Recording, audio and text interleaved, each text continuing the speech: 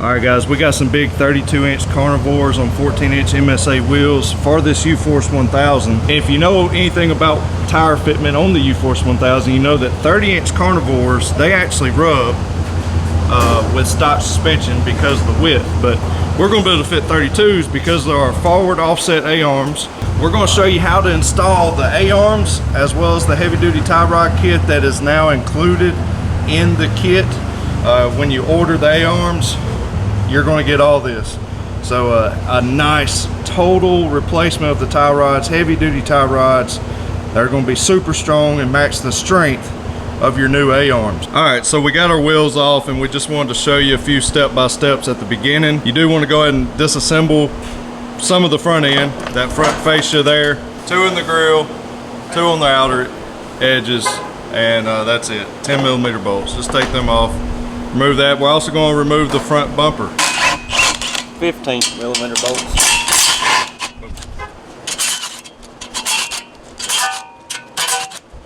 Oh yeah. So that's that. We got to remove all that to give us access to get the bolts out of the arms. We have the driver's side done. And there is the stock side over here on the passenger side.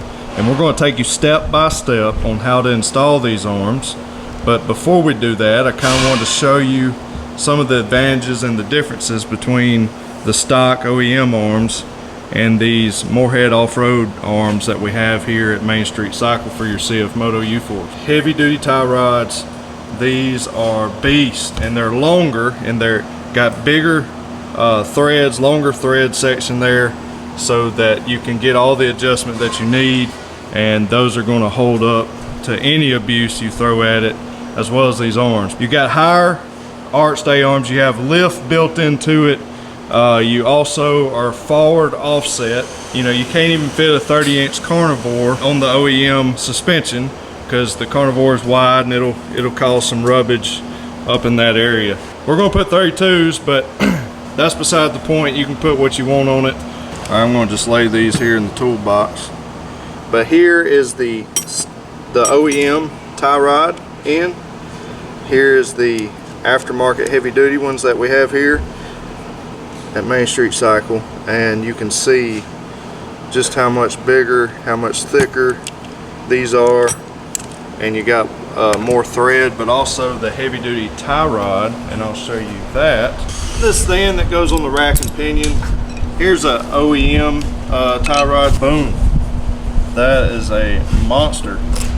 So we'll show you that side by side here in just a moment, but just want to give you a quick overview of that. Man, that is super nice. All right, let's get right to it. So Joel, take us step by step what they need to do once they get their tire off. First thing I'm going to do is just take all the carter keys out of these 3 nuts.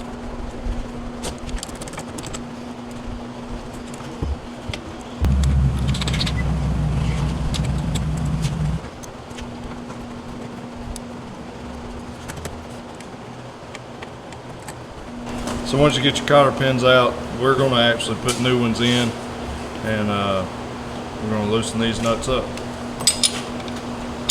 What size is that, Joe? 18mm.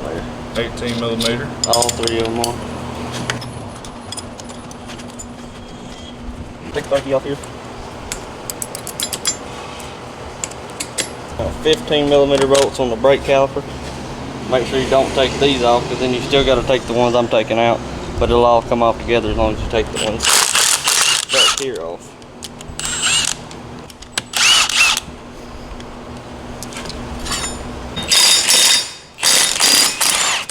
Axle nuts are 30mm. We'll just pull straight off.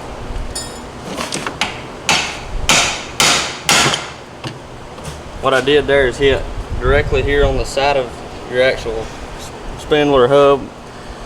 Instead of hitting down on the arm, you can hit this right there directly on the side, and it'll usually come right off. Now take these 2 10mm bolts out. Just gonna take the brake line out of it, and then on this one, the back side of it will pull up to shove it out. And the shock bolts, 15mm.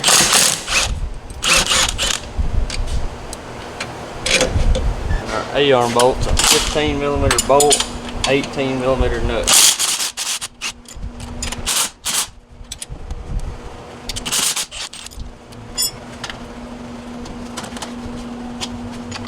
If it's a used machine, it ain't gonna pull out like that.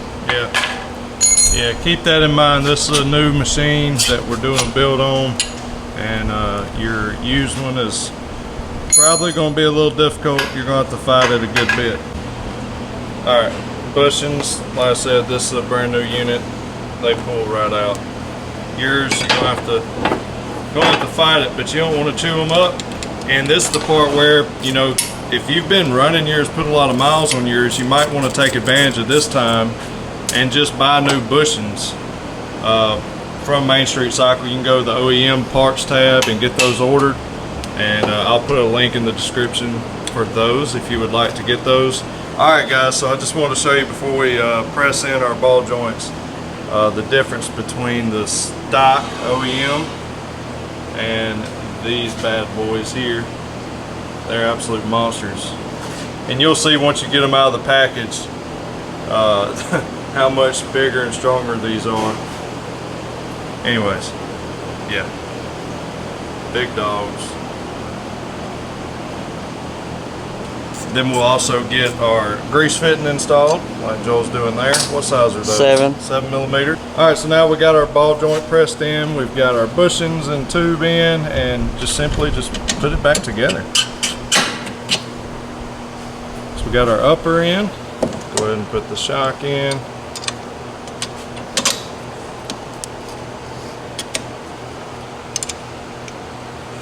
We're installing the lower. Slide up, insert the bolt from the front. That's why you have to take the front fascia and bumper off to be able to do that. We're going to wait to tighten everything up. So now we're going to remove our tie rod over here on this end. Just take that clip off. We're going to pull the boot off. Just apply some pressure, and you'll be able to slide that down.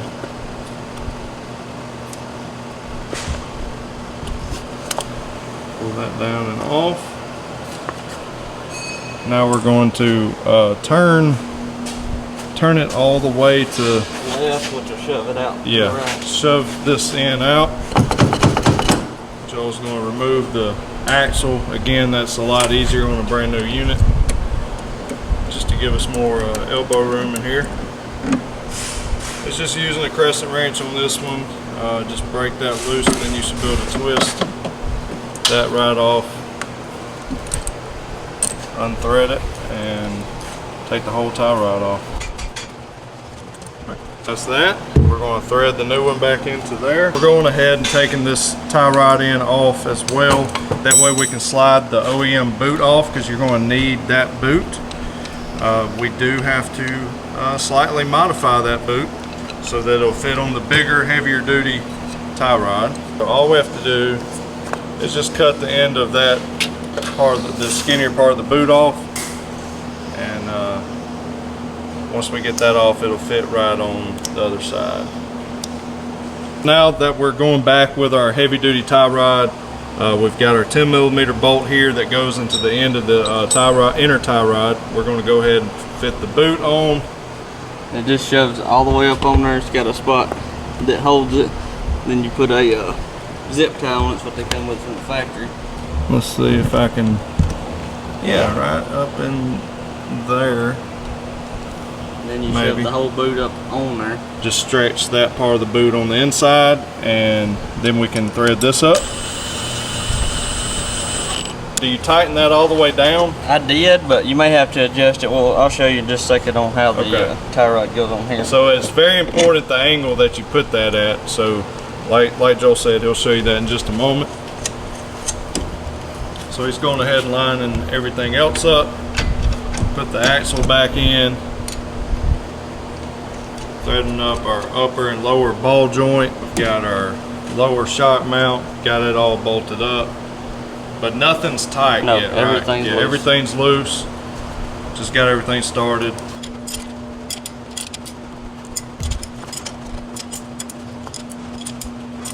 Okay, so now we got this beast of a tie rod. So we're just gonna put the tie rod in place, get the big Allen head bolt threaded through, and then put the nut on. On the angle what we was talking about here, if this is turned straight up and down, it'll go up and down here, but it will never reach all the way over here to hook onto here. You have to turn it just at a small angle. Yeah, you'll have to just kind of play with that and get that right into position where it's not in a bind, and where it'll line up to where the suspension is moving up and down. This is going to move with that, and as you're turning, it's not in a bind either. So, but this gives you kind of a visual of the angle that we're using, and if you get close to that, you'll be good to go. So all that'll line up now.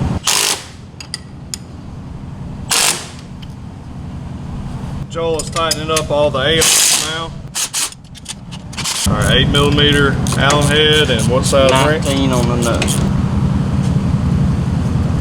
Want to get that tight, and just leave these loose for right now, because that's how we're going to adjust our toe in and toe out.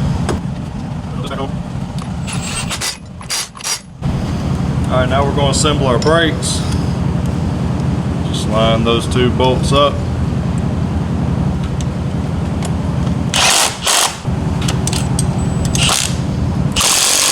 Got to get the 3 Carter keys back in place right here on the hub and your upper and lower ball joint. You need to go ahead and put some grease here in the A-arms as well. By the way, you can get your grease at mainstreetcycle.com as well. But don't forget, with your front arm kit, you're going to get a very nice and beautiful heavy-duty rear bracket lift, and you got to have that with these arms, because you have built-in lift in these front arms, and so to get your ride height right, we have to lift up the rear as well. So we're going to install the rear bracket. All you got to do is take off the upper shock mount. Let the lift up to remove the pressure, and that's that. Both sides, because it's got the sway bar. Yeah, sway bar is on, so like Joel said, a good tip is to go ahead and loosen up both sides. That way you're not fighting one side or the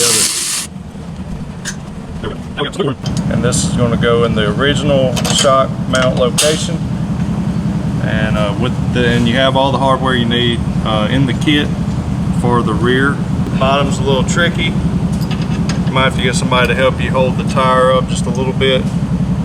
But he's putting a spacer in, then the shock, and then there'll be another spacer,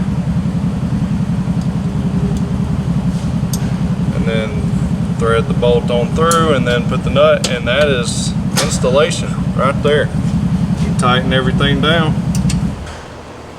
And then also on my XL model right now, I'm running without a rear sway bar. It gives me a little, actually a lot more flex, and I'm running wheel spacers in the rear. I highly recommend you getting some wheel spacers from Main Street Cycle, especially as you go up. I like having more stability, so currently I'm running 2.5-inch wheel spacers in the rear, none up front with offset wheels. It's got the rear end is a little bit wider than the front, but that's okay. You can't even notice it, but I can really notice it out on the trails. I have so much more stability, and I really like that. These heavy duty tie rods are extremely nice, but they're also very much necessary.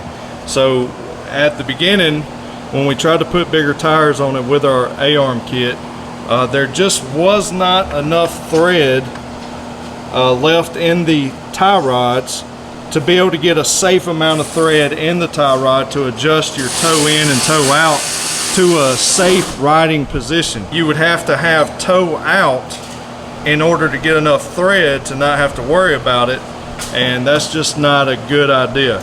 I like being really close to 0 degrees, but you can also have just slight toe in, but not, you don't want too much at all. Closer to 0 the better, in my opinion. That's a good, well-balanced setup. Just could not achieve that with these tie rods. From the original launch, there's been a lot changed, a lot updated, and the arms that you get now is what you see us installing, along with the rear bracket lift. You no longer need, which none of them came that we've shipped out have come with a front bracket change, upper bracket rather, because of the geometry that we changed right here on the Now, if you would like to buy the heavy duty tie rod kit upgrade by itself, that will be an option on the website. So just letting you know about that. You can upgrade your tie rod if you want to without the A-arms. We're going up with the big dogs. Some 32-inch carnivores on Joel's favorite MSA wheel. Again, I know I already said it, but make sure you grease these arms before your first drive, since it's a new installation. So we've got our UFORCE 1000 on the ground on the 32s. We've scrubbed out and moved the unit around so that we can get at the ride height, the normal ride height. And what you want, like I said, safe bet is slight toe in or as straight as possible. But a little bit of toe in is what we're going to go for here, just slightly. Once you get set down, it's easy to turn the whole tie rod so that you can adjust the linkage and get it to the right degree. And then once you get it where you want, you need to lock down the jam nuts on each end and get those good and tight. That's going to help you line that baby up, and you got way more adjustment, way more meat on these tie rods, as you'll see when you get it in person. This is going to be a super long lasting setup with the added stress of bigger tires on your machine.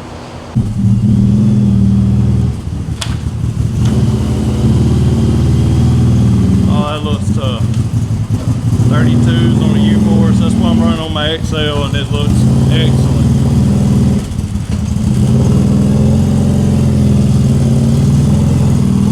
Got the RJWC exhaust as well that you can get at Main Street Cycle. We have those in stock. You can order them on the website.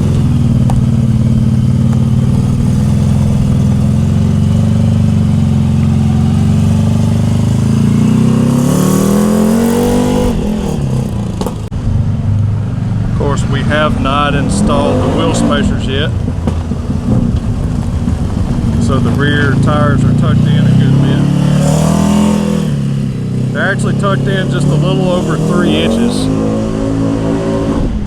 So just putting some rear wheel spacers on those will fix that.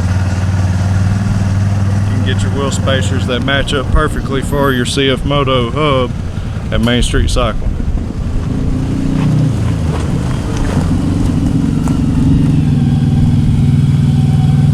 Got finished doing the full cab assembly. Gotta get the roof, the rear windshield, front windshield, and we'll be pretty much done with this unit. Looks awesome.